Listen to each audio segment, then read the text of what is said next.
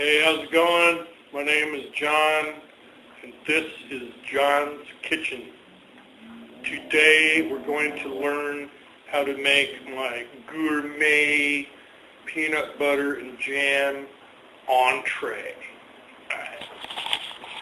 Now, seeing as how it is an entree, we're going to be adding a bowl of soup.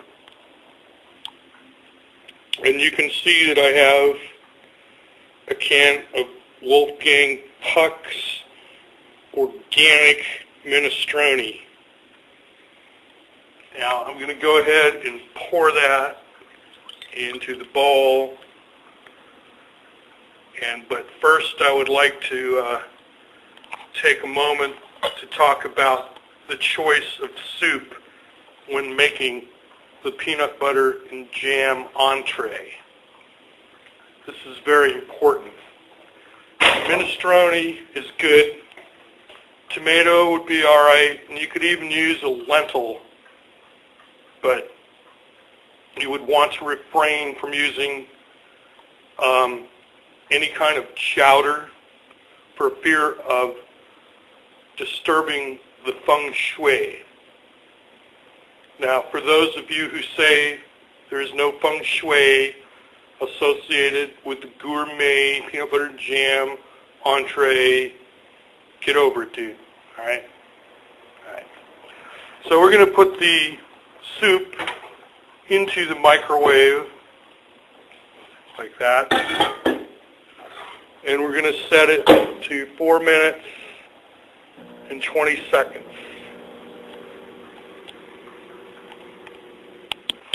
Now, you may have noticed that I put the soup in first. That's because timing is very important with cooking. We want the soup to be cooking while we are preparing the rest of the meal.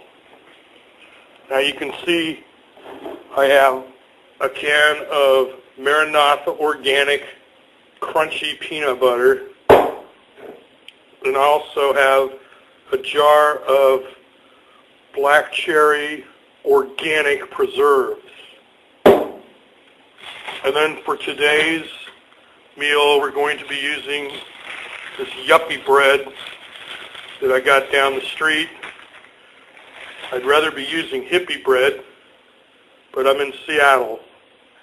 And when in Seattle, do like the Seattleitonians do, I always say. So I'm stuck with using yuppie bread.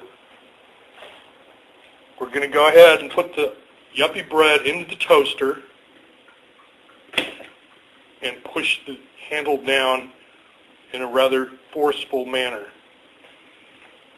Now, I would use a plate, but unfortunately I don't have any clean ones. So I'm going to go ahead and use a paper towel, which will also serve as a napkin when the meal has been consumed. Okay, you can see that the toast is ready, and now we're going to begin preparing the sandwich. Now, it's very important that you do this correctly, all right? We're going to start off with the peanut butter first. Then, let's see, where do I have some?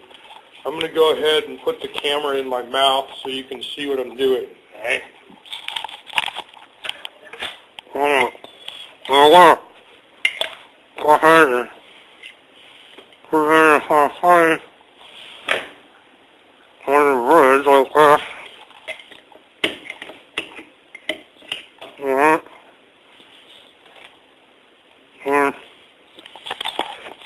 Getting all that there.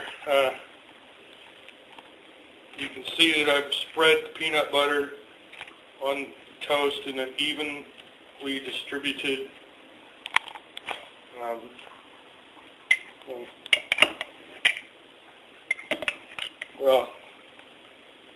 pretty evenly distributed manner. The next thing we're going to do We're going to take the other piece of bread and we're going to wipe the knife off so as not to introduce any foreign material into the jam. And now we'll spread the jam on in a similar manner to the peanut butter, but I would suggest about a 17% greater coverage for the jam.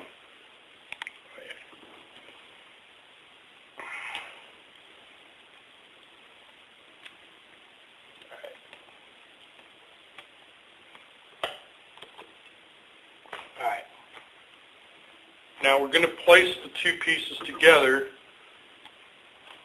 making careful attention to put the peanut butter side and the jam side together.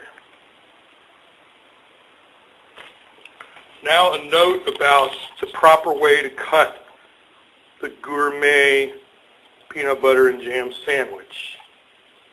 There are a number of methods that would be acceptable. Let's start off with the old tried and true 90-degree cut. You see the knife in position to make such a cut. If you're preparing this meal for a stockbroker on Wall Street, you probably want to use this cut, as it is the traditional and conservative way to cut the gourmet peanut butter and jam sandwich. Another method which is popular, especially on the west coast of the United States, is the 45-degree cut, as I am demonstrating now.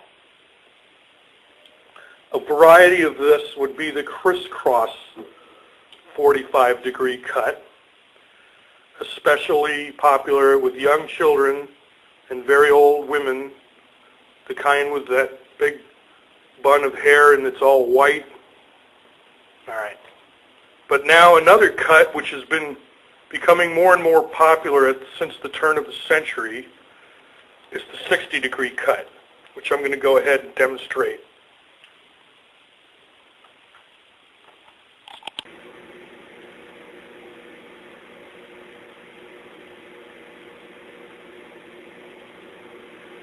Dude, that's enough. Okay. All right. And here we have the completed meal ready to go. This has been another 5-minute dinner brought to you by John's Kitchen. Go out and spend 5 minutes cooking. You'll be glad you did.